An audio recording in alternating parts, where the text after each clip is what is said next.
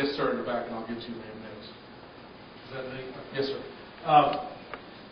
The current situation, there's a $14 million remodel expansion in progress. We're asking for the voters to approve a hospital district to allow the debt to be serviced.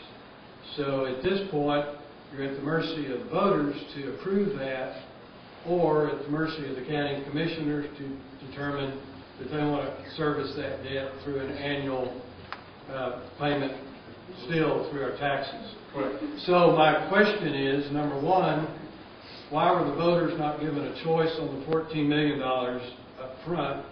And secondly, going forward with future expansions, remodels, or whatever, what method do you plan to fund those with?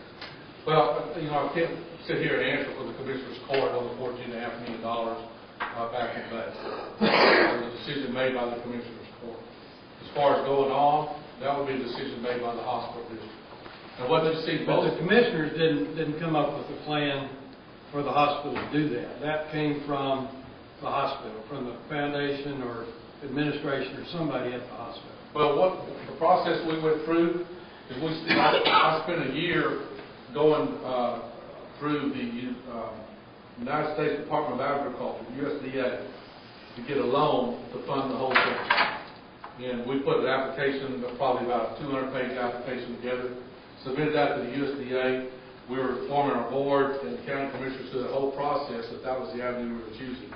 It came down in last year that the county needed to guarantee this as a backup. It was a USDA requirement. The county commissioners checked and found out that their advice was that they would not want to guarantee that under that situation. So the USDA avenue was closed out.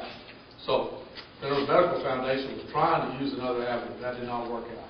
So that left it with the county. So we went to the county, said, you know, these are your options. And they chose a certificate of obligation. We did present a certificate of obligation. There are two ways you can go, as a bond or a certificate of obligation. And both of those were presented with the certificate of obligation was chosen. But future, the hospital district would have the decision-making power as to how that should be funded.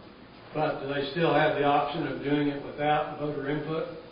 You know, I don't know that I could answer that right now. I don't know. I've not looked into all the hospital district regulations. I may ask the county commissioners, but if the county is the same thing as the city, if a city issues certificate of obligations, there's a 21-day window that the citizens can petition for an election if it's passed. If it's the same as county, I'm not sure.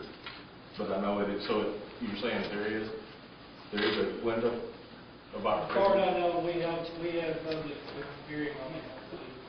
Yeah, but after they issue certificate of obligation, or when they give notice to issue the certificate, there's a 21-day window that citizens could petition for that not to be approved.